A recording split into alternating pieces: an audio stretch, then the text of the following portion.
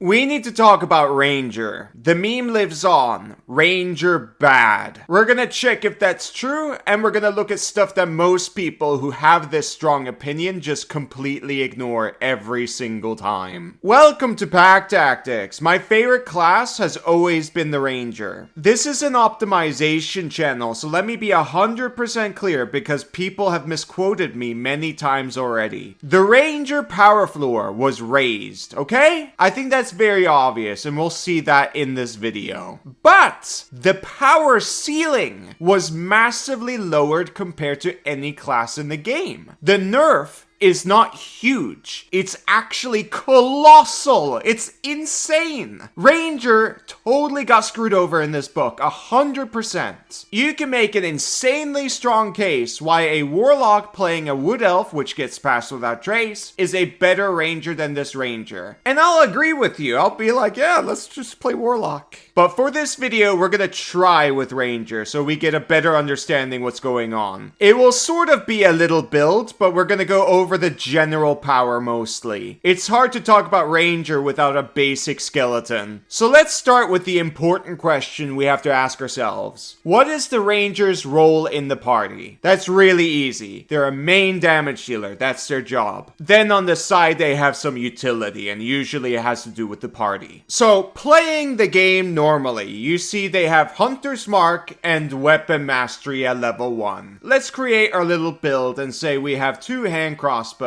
That means we have the Vex Mastery. Basically, when you hit a creature, you have advantage on your next shot before the end of your next turn. Now, because I picked hand crossbows, that conflicts with Hunter's Mark. Even though the class really wants you to use Hunter's Mark a lot, you don't have to cast it. In reality, the spell is not that good. If you have a bonus action attack like I have here, then in general, I don't recommend casting the spell because it's too much setup, and the target might die early, which means recovering from lost DPR is harder. And if that happens too many times, like for example fighting kobolds who have 5 HP, then the resource you spent isn't helping you and the party. It's actually hurting because you're doing less DPR than attacking normally. Remember, damage is your main job. But Kobold at level 1 to 3, the damage loss is barely anything. That's true, it's not significant at these specific levels, but I'm getting it out of the way. This applies more when you apply your dexterity modifier to the damage. But what I'm saying isn't wrong when your party is good at focused firing. And I assume they are because that's almost always the best way to fight every single time. There's also a big chance you might lose concentration. You don't have constitution proficiency. For a melee build, that's a nightmare to deal with. You're gonna lose it all the time. For range builds, well, not so much. But still, it's really worrying. Suddenly, you're gonna get focus fired, and you're gonna lose it immediately. But Kobold, that's their main feature. Doesn't that make the class automatically bad? No, that's what most people who say Ranger bad just don't understand. Bad features don't make good features worse. This Ranger has spellcasting. Spellcasting is very, very powerful, and we will be using it a lot, but more on that later. Let's go through the easy stuff first. At level 2, fighting style. That could be archery. Bigger chance to hit equals more DPR. Then at 3rd level, they get a damage feature like Dread Ambusher or Colossus Slayer. Basically, all ranger subclasses get some sort of damage boost at level 3. Dread Ambush was massively nerfed, by the way. Then at level 4, they get another damage increase. Sadly, it's not anything super good like the old power attack feats, so we're grabbing Crossbow Experts. It's a small increase by fixing the loading problem, and it helps us shoot in melee without disadvantage. And we get to add our dexterity to the bonus action damage. This is actually really awkward because we have a cover and a range problem. Like a marshal going into melee can potentially give the enemy cover from you, and you have to still be within 30 feet to shoot normally. In the old version, you could have both sharpshooter and crossbow expert by level 4 if you picked Vuman or custom lineage. That means before you could shoot from 120 feet normally and ignore 2 types of cover. And of course, on top of that, you had a power attack. Most of that is completely gone. Like, power attack is gone, and these feats are harder to get because both of them are gated behind level 4. That means the power ceiling for all of the marshals and gishes, like the ranger for example, are massively nerfed. They never got anything to make up for this loss. So to make up for the lack of sharpshooter, I recommend getting a heavy crossbow. It will be used for long range combat like fighting dragons who refuse to land. Anyways, then at level 5 they get an extra attack. That's a damage increase. Now most of this stuff that I just went through is just natural progression, and it will keep up with other marshals and halfcasters throughout tier 1 and tier 2. So unlike tier 1, in tier 2 it doesn't get any DPR increases sadly, besides maybe the feat at level 8. But there is some good news, and that's the spells. But before we get into that, let me promote my Patreon, I never do that, where you get videos early while at the same time you get to support me and Gator. And that's the most direct way to support us. You also get to be part of the community where we have pack tactics. True, the whole operation is dealt through Discord. It's a public server, but donating gives you access to early videos, and you can ask me questions directly. I've been making D&D content for many years, and I hope to earn your support directly, so I can make better content. If we get enough support, we can drift on over to other systems like Worlds Without Number more frequently. And eventually we'll cover everything to a point where everyone gets system mastery. We can also cover other systems as well, like I really want to tackle Lancer one day. The bad thing about these systems is we just don't get enough support, and they're very risky to cover due to the algorithm. But with enough donation through Patreon, then risks like that aren't that bad. If you do donate on Patreon, press the Discord link and you'll get access to everything. Thank you very much for your support, it means the world to me. Back to the video. At level 9, you get 3rd level spells. Normally in the past, you would pick Conjure Animals, but that spell is super bad on a ranger, because your wisdom is most likely low, like 13. And the spell is now an AoE that forces a save. And that save doesn't do half damage on a successful save. Those AoE half damage spells mathematically do majority of the work in damage, especially if your wisdom is low. I made a whole video about it years ago, but it's probably best I re-explain it through this new ranger. If you're getting into optimization, I'd say it's mandatory to know this, because it changes the way you look at builds. Let's say you have 13 wisdom. Here's Conjure Animals in case you want to read it. Basically, it's a dex save that does 3d10 slashing damage and nothing on a successful save. That's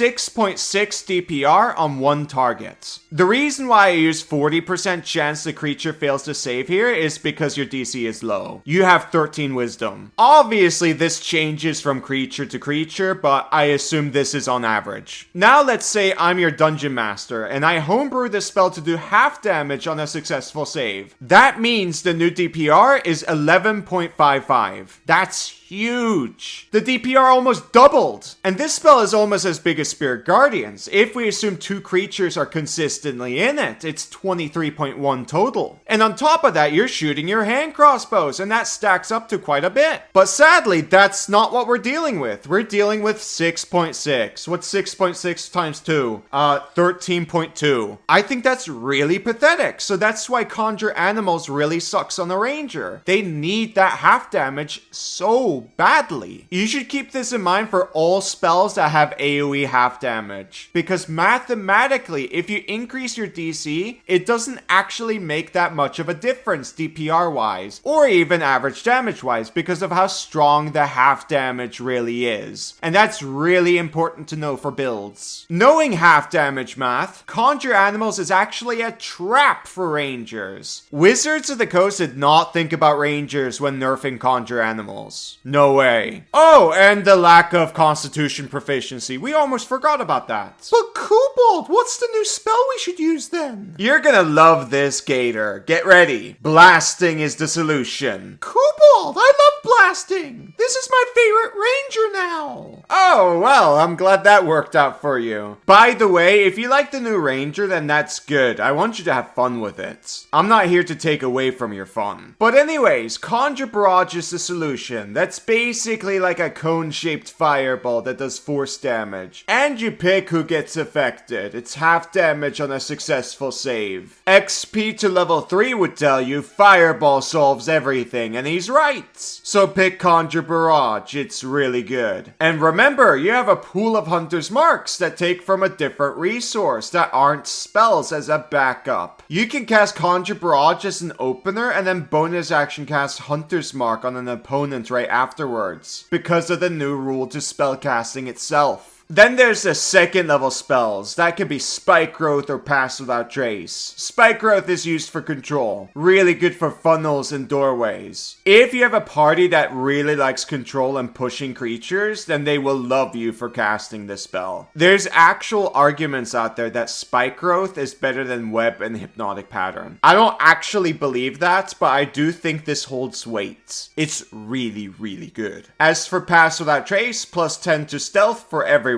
Party can ignore encounters with this, which can potentially save everyone's resources, and of course hit points. The game progresses faster too in general if you avoid fights. Or what you can do is surprise enemies with your party, which means everyone in your party gets advantage on their initiative, while enemies have disadvantage to their initiative. That's massive, especially for casters. Like, if the wizard wins initiative and gets a fireball or hypnotic pattern out, while the enemies are still huddled together, that's an easy win right there, and the rest is cleanup. In optimization, you will most likely be concentrating on Pass Without Trace all the time, giving everyone potentially advantage in initiative and enemies disadvantage. Or straight up just avoiding fights, and that's more powerful than setting up Hunter's Mark. As for your first level spells, maybe through your background or human species, you have Magic Initiate, and manage to pick up the Shield spell. That's a really big deal. Shield on a ranger is really appealing. If you don't have that, then spending all your spell slots on Goodberry for out of combat heal is insanely good too. That's like 40 HP worth of healing guaranteed every time, assuming 4 spell slots. And you can easily just rest cast them too. They last 24 hours. So I wouldn't be surprised if you have like 120 HP worth of healing. That's way better than Hunter's Mark. I really don't get the obsession with Hunter's Mark. Let's keep going. So at higher levels, the features aren't interesting at all to talk about. So we're gonna focus more on the spells. Conjure Woodland Beings is very good. That's basically like Spirit Guardians and does half damage on a successful save. We already went through why half damage is good mathematically. You get the point. But remember, we still have that concentration problem unless you somehow secured it. I think you really should secure it if you're planning on using the spell. If you really don't want to deal with that at all, then upcasting Conjure Barrage is okay. Man, I really wish Rangers got Polymorph and Giant Insect. That would have been so awesome. I really don't know why they don't get Giant Insect. That fits the theme. Man, Ranger always has some sort of problem. Like, there's always something. Well, to be fair, it's always been like that. But, like, come on. It's been like 10 years and they haven't figured this out? Anyways, whatever. Eventually at endgame you get Conjure Volley. That's a bigger blast spell. I think you get the main point I'm making. Clearly the damage floor itself has been raised for regular play. They're doing good damage with minimal build effort from level 1 to like 9. But if we talk about putting effort into it, then no. The old Ranger is massively better unless you use the 2024 rules with the old Ranger. New Ranger does keep up with all the new marshals though, so it's got that going for it. So is Ranger good? No, it sucks. Now, obviously, they're doing slightly better than the old Ranger at regular play on average, and obviously that's good. But the power ceiling has to be boosted too, or else this is meaningless. And there's still parts in the progression where you just don't get enough of a floor boost. You see it at tier 3 and 4. It really wants you to use Hunter's Mark, but it's like, no dude, I got 4th level, 5th level spells. I want to use those spells. I want to use 3rd level spells. I want to use new tools. I don't care for Hunter's Mark. This boring. At regular tables, they usually have like what, 1 or 2 encounter days? Then okay, I blow all my resources on Conjure Barrage. Kaboom! If you hit 5 targets with that, that's probably over 100 damage total. Hunter's Mark can't do that. Marshals can't do that at level 9. No way! Kobold, what if I do have a resource problem? You have spellcasting. You can craft scrolls. That can be passed without trace scrolls. That can be spike growth scrolls. They're really cheap. A barbarian or a fighter, for example, can't make or take advantage of resources like that, or even make them. That's a big deal. Anyways, do I like the new ranger? No, absolutely not. I'm not gonna get too much into it, but most of all, personally, I think instead of getting Hunter's Mark as your main big feature, you should get Find Familiar instead, because it's more useful as a spell and interesting roleplay wise. Even if Wizards of the Coast made Hunter's Mark not require concentration,